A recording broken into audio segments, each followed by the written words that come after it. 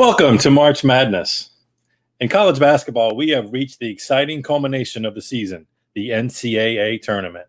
For the 64 teams in the tournament, it's not just about playing well, it's all about winning. Must win at all costs. Lose and you're soon forgotten. As it relates to the insurance industry, we have to ask ourselves continuously, why is it necessary to win? And maybe more so, what are we trying to win? We have three incredible guests today who each in their unique roles are out to win at all costs. Let's dig in and see what in fact they are winning and why they're winning. Let's get on with the show. 1, 2, 3, 4.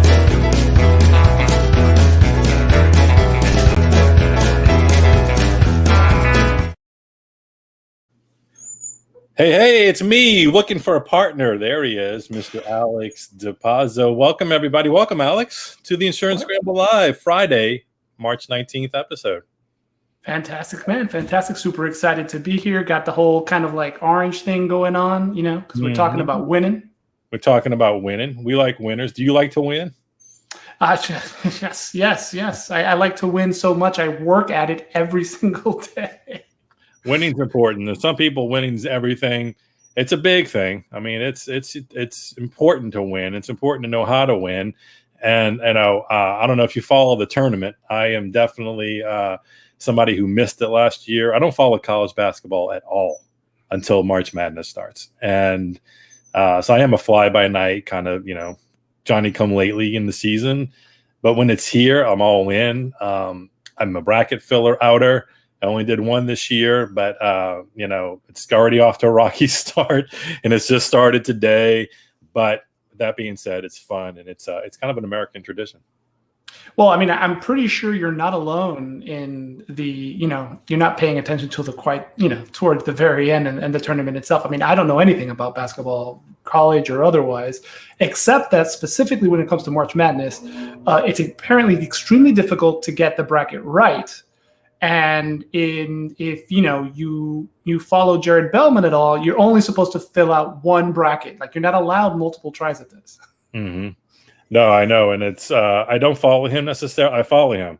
I don't follow his NCAA advice, but I will say that I do. I did go with one bracket. It felt real. It felt thoughtful. Like I said, I've got Gonzaga taking it all the way, so we'll see how that plays out. But it's just fun to watch. It's fun to see how much it means to a lot of these kids. To these kids, it's everything. And it's just fun to watch. It's fun to watch when it gets that intense and everything comes down to a must win.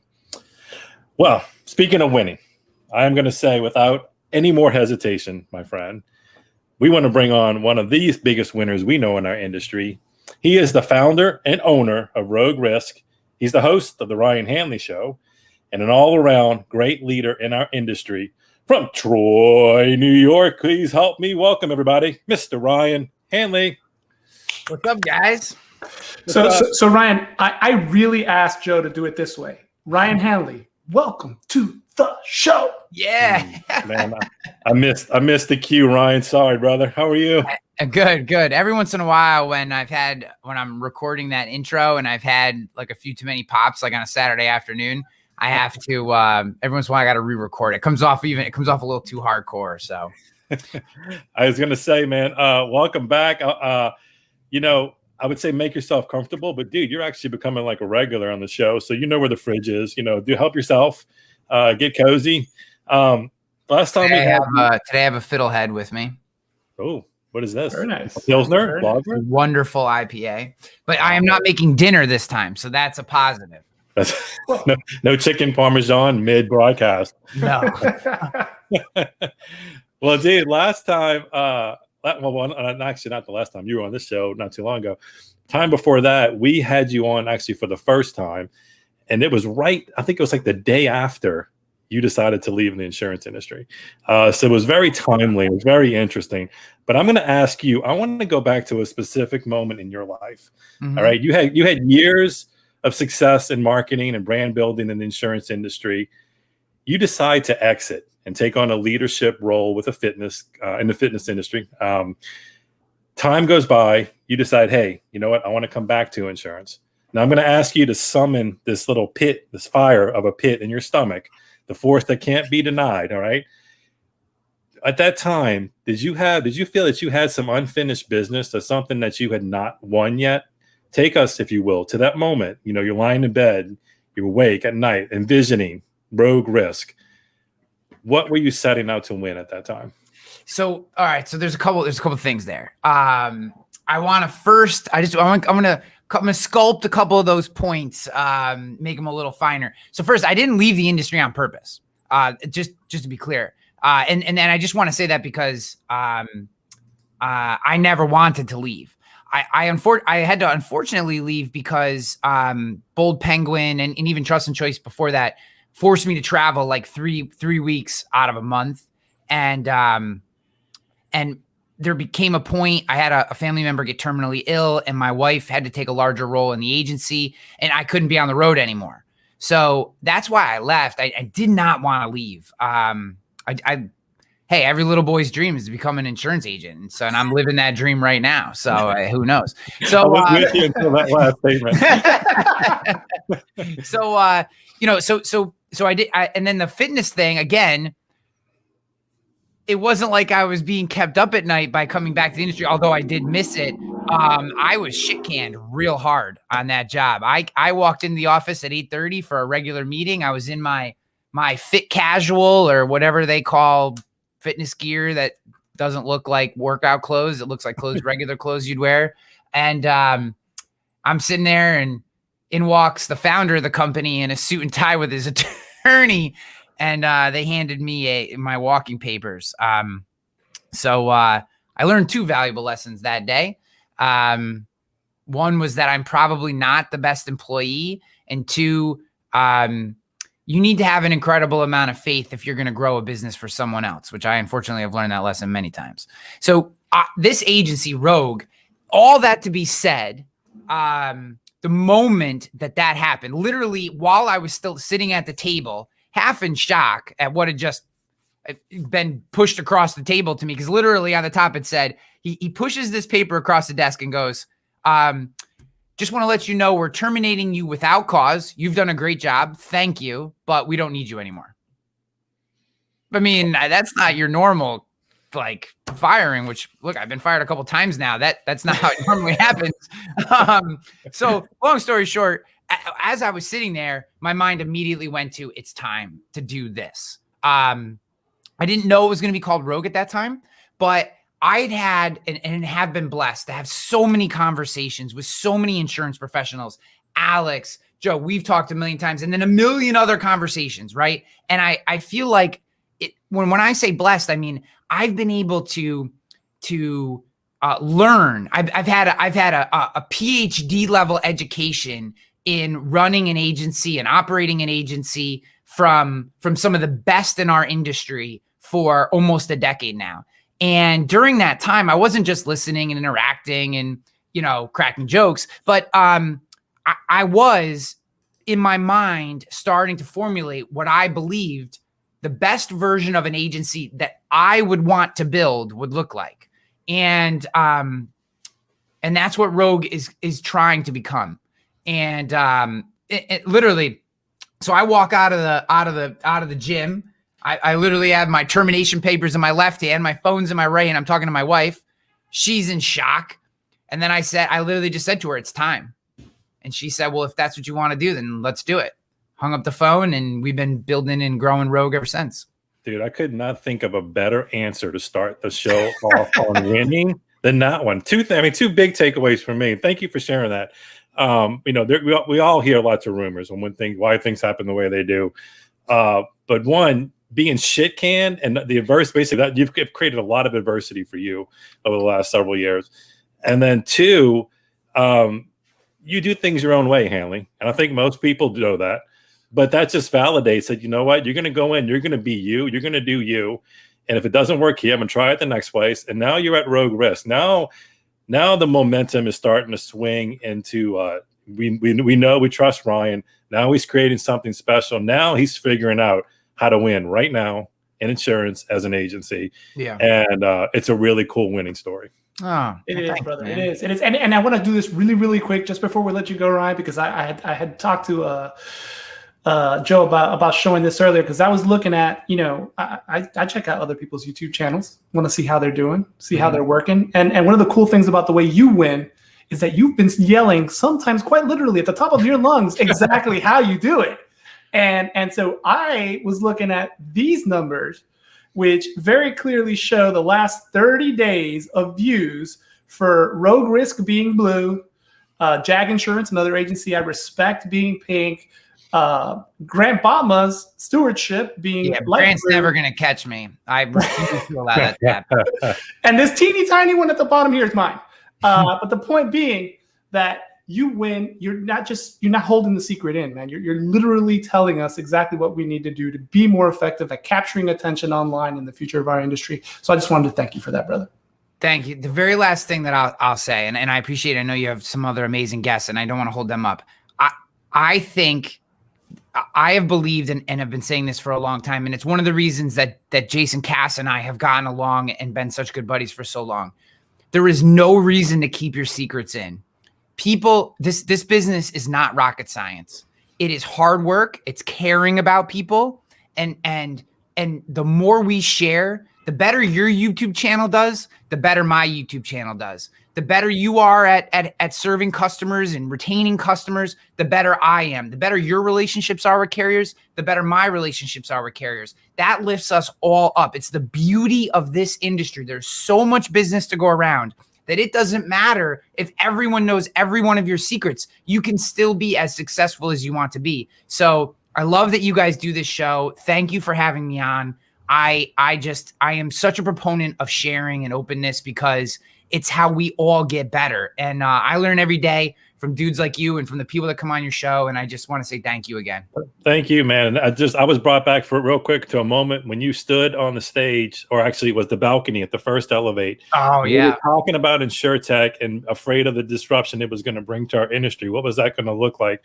And here we are, 5 years later, and it's come full circle. And you just described it in a way that InsurTech, it doesn't intimidate us like it used to. Now it's just brought us together in this really concentrated ball of kick-ass, and it's been really fun to watch that evolve. So, wow, I almost went to tears when you just mentioned that moment. That moment holds such significance in my life. I was up on that balcony with, looking out over a sea of some of the most important and special people to me, not just in the insurance industry, but in my entire life.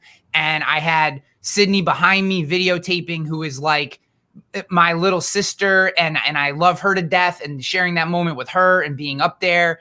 And man, that was such a special time. I thank you. It was for me too. And I'll talk to you about this some other time, but it was a life-changing series of events that during that time frame, and you were a big part of that, Ryan. So thank you as always, man. Thank you, brother. Thank you for helping us. Always great having you. Absolutely. Anytime. Bye-bye. Have a great weekend. Woo. Wow. Yeah, it's hard to get people in and out of here when they're good, man. Yeah, absolutely. So without further ado, I want to keep moving here because we got some great folks waiting in the backstage green room for a little chitty chat. And I will say this, we're not going to be here 2 weeks from today live because of Good Friday. Good news, we're going to be back here next week to unveil and share with you sort of a new rewards program. Alex?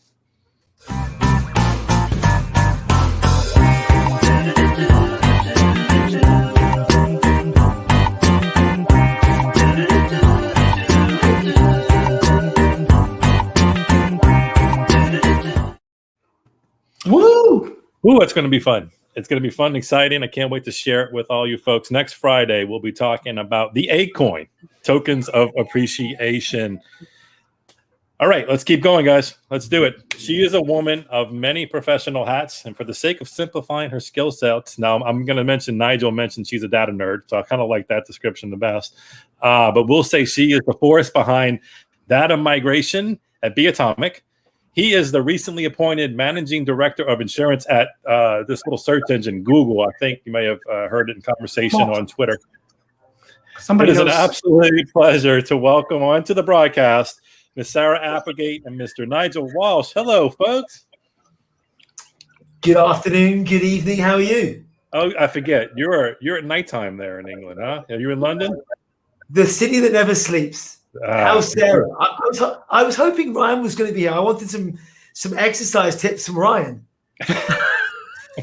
But watching your Fit Fam post, I think you're doing just fine, Nigel. It's great to have you back. Last time we had you here, you were describing all the possible recipes you could do with mincemeat. So it's nice to have you back on a business level. Sarah, absolute pleasure to have you on the show for the first time. Welcome to you. Thank you. It's awesome to be here. Nigel, it's an honor. I'm in awe of the data nerd. I'm just happy that Alex and Joe are talking about YouTube. I think that's in the suite somewhere. Oh my gosh. Nigel, I know your window's small, so I'm going to get rolling here. I recently read that Google's value proposition is to move insurance carriers from mere transactional proficiency to become analytical powerhouses. That, in theory, sounds like a win for many of us. Can you break out a little bit what the focus on analytics will be for insurers, and maybe what possible friction do you see when it comes to data connection between insurers and agents? Hey, let me be clear first and foremost. I'm a Google employee, not a Google spokesperson, which is pretty important, right? Sure. I will say, from an outside perspective, looking in and as a partner of them for years, I think our capability and what I do specifically for Google Cloud is pretty impressive, and the capability that the firm brings to the table, whether it's AI or ML, and the ability to orchestrate and support insurers in their quest going forward. You'll have seen last week the announcement they made with some of the biggest carriers out there around risk and cyber. We just need more of that for the industry. And I think you and I have always talked about the power of partnerships to do different things. And that's all we're here to do. I gotcha. Sarah, kind of a similar question back to you. Now let's cross the street a little bit. Let's go over to the agency side. What is the focus? And you're a curious type of individual personality. What are the curiosities for you on analytics to the benefit of agents and agencies as you see it? Well, gosh, curious is probably not a strong enough word. So, It has to be, right? Yeah, well, Seth has humbly named me as the nerdiest data nerd right now, and I don't know what I did to earn that title, but I am. I'm always looking at the data, and the thing is, it has such an impact on both the carrier side and the agency side too, because the thing is, they have to work together in order for all of this to work, right? Because that connectivity is one of my favorite words in this conversation so far, because unless people are actually connecting on these things, you're always going to think, well, this side's right or that side's right. But when you actually are able to meet in the middle and compare notes, that's when the amazing things start to really happen. I go one stage further, Sarah. Involve the customer in it. Involve the end user, right? I look at all these things I get as an end user personally, whether it's my Fitbit data, whether it's my Apple Watch, whether it's my blood test results. I get loads of data. I don't get any insights. How do we give these insights to the end users to make the changes we need to do to change our risk profile, to be proactive about avoiding things in the first place? So for me, it's actually involving everyone in that cycle and giving them access to real-time insights that they can choose to act upon or not. Yep, you bring up an excellent point. Yeah, sorry, go ahead, Sarah. I was going to say that's connecting back to our theme here, which is winning. So when you're looking about, when you're in a big transition right now, Nigel, I imagine. So you're looking ahead. You're looking at your probably next 3 months to 3 years. When do you know you're winning at what you're trying to accomplish? Wow, when do I know I'm winning? I just look at who I joined, and I have to pinch myself some days and go, "Oh my God, we've got the biggest opportunity ahead of us." It's scary, but fun. It's so an amazing. Dare I say, look, I'm a Marvel fan. You can see the little things behind me, right? So, as Spider-Man would say, with great power comes great responsibility. We have a great opportunity to work with the industry to significantly change the game. I think, you're not going to do that in the old world. You've got to do that in the cloud. So that's why I'm excited. So I think I'm winning every day. Every day I get up and people go, what keeps you up at night? I'm like, what gets you out of bed in the morning? So for me, it's a really great opportunity. Sarah, I'll throw it back to you. So we were looking at, and you mentioned to me earlier, you had a lot of wins this week as a data migration analyst, onboarding. I mean, your titles go on and on, so I'm a stick with data nerd until somebody tells me differently. No, that's totally fine and highly appropriate. You can be curious data nerd. I mean, you can make it louder. Curiosity killed the data nerd. So I ask you, I ask you, what does winning look like for you? Take us behind your Google lenses and tell us what do you see winning as? So what's really interesting is I am so lucky to get to work with agencies on a direct level every day, and also to impact the carrier data every day. When I see them actually able to leverage their data and do something about it, to actually have actionable things that they can relate to and they can see and they can understand for the first time ever, it is the most powerful and amazing thing to watch these people run with that. When they're finally able to see, oh my gosh, this is what's going on. This is why I'm losing money, or this is why it's taking us so long to get XYZ thing done. Just the enlightenment and to watch those gears start turning, because they know what to do as business owners and as, account managers and producers, but they've never really had the insight before to know what was happening. And being able to give them that data in a format that's easy to understand, to me, that's the win. When your data is relatable and you understand what you're looking at and what's happening and what to do to fix it, that is the win for people. And the funny thing about winning is, to me, you have to know what game you're playing in the first place. And the funny thing about what's happening in our industry right now is the rules are changing. The game is literally changing. And people are starting to win where they never thought it was going to be possible before, because they were playing a different game. Well, it's funny. I think that's really indicative of both companies represented here, but both Beatomic and obviously Google, that you guys never been playing the game that anybody else was playing. You realize that, hold on a second, we are way past this other thought process that we were doing, and said we need to get there, and these are the things we need to do to get there. But isn't it the old quote about any industry? Those that survive aren't the ones that adapt. It's the ones that can adapt quickest, or that move fastest, or have the recognition that, hey, that's good, but times have moved on and it's now time to change. So agility with Google Cloud, or any of the stuff that we work with carriers, agencies, and so forth, it's that agility that we almost inject into the value chain end to end is the thing for me that I'm actually excited by right now. And you joke, right? You call Sarah curious. David Attenborough, one of my favorite, most infamous voices out there, and he often gets asked why he still does it. And I think if you look at kids are forever curious. And sometimes we enter the work world and we lose that curiosity. But, David never did. He was always curious about science and nature and that sort of stuff, which makes you always question or challenge the norm. And that's what's going to make Sarah successful, Google successful, Joe, you, Alex, by challenging the status quo and having the insight to do so day in, day out, by never losing that curiosity, is what's going to make us, continue to drive forward and pull the industry ahead. And I will second that and say, probably to Sarah's point, the more you can make it relatable, the more buy-in you're going to have, and that's probably one of the biggest barriers right now, is if we're looking up at 100-foot wall trying to figure out what is this data monster we keep hearing about, that we have no idea how to use this in practical life. So once it becomes more relatable to agents, to carriers, I think a lot of bridges will be connected. Yeah, and to both points, it's interesting, because Nigel mentioned that the importance of the end user being a part of the process, and essentially, Sarah, I believe you're saying the same thing. It's like, except the end user in this case is the agency or small business owner, right? Who's getting those analytics that they never realized before. We have to start to realize that the end user is multiple stops along the way, and it's these partnerships, it's these collaborations that are really going to be able to get that ultimate experience that, create from this kind of segmented process we call insurance to this one user experience that will end up being the case, where the differentiators are really going to end up being those relationships, not bureaucratic stepping stones. Absolutely. And I think the funny thing about this is, we keep talking about curiosity. Really, the question is always why. Why is something happening? Why is it doing this? What's going on here? You want to get to that core thing.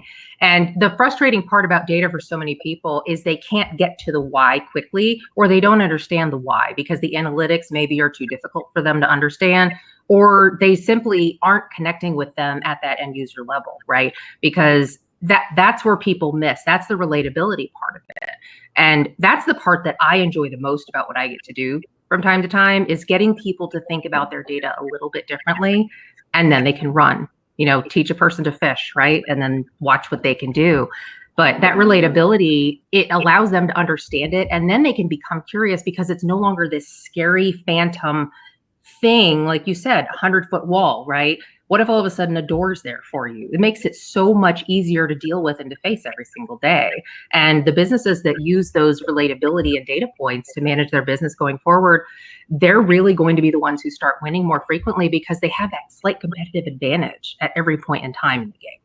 I thought I was going to be really clever and say a 100-foot wall is just a 10-foot wall 10 times, but Sarah just put a door in the front of it. I mean, that tells you exactly who the smartest person on this call is right now. You flatter me. You flatter me, sir. That's just two smart perspectives there, right? I'm going to leave you guys with this. Speaking of smart and getting smarter from each other, what would you guys say before I let you go? I know you got to run, Nigel.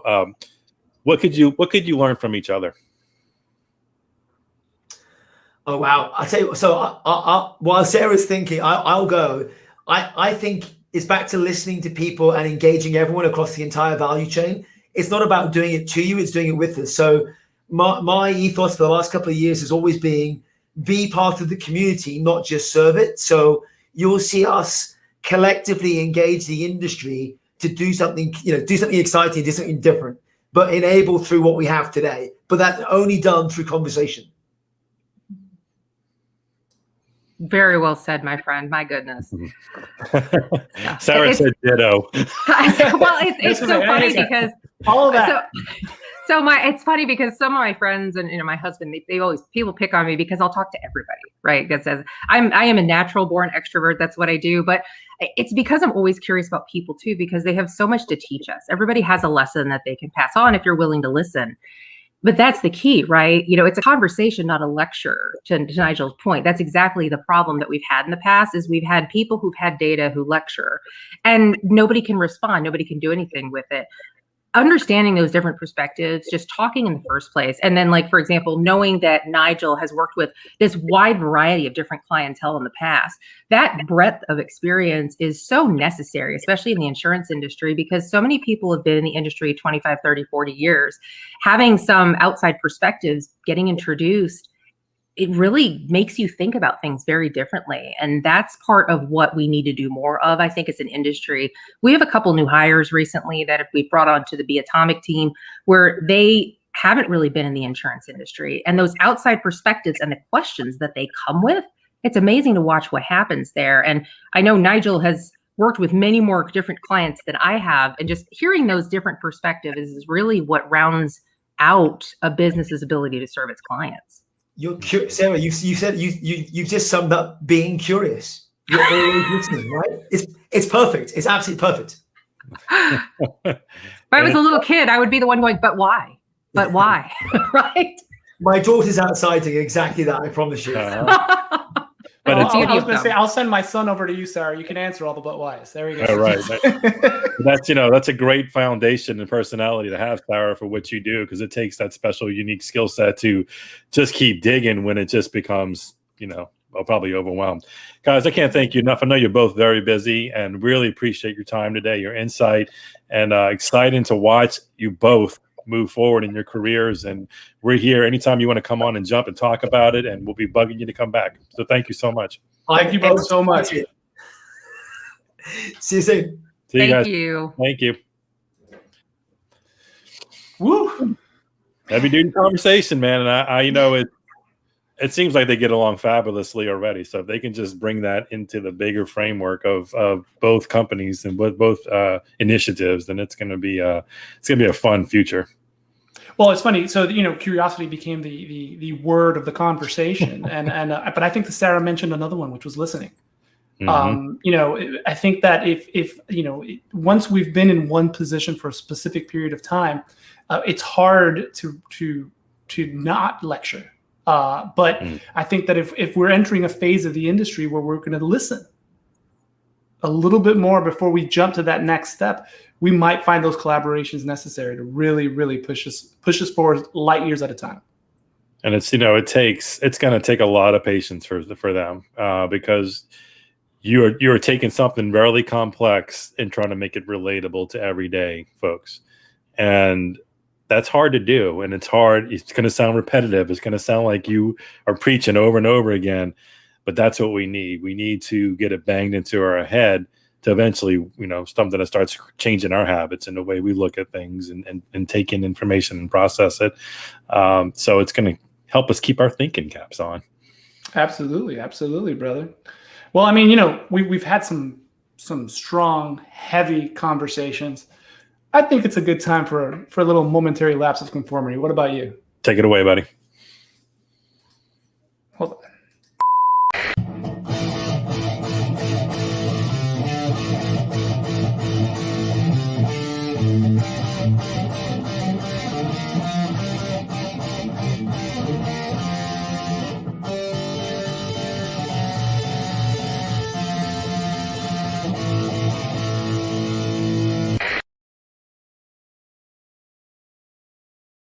Yes, indeed. Thank you, Chris Klein. Man, how you feeling?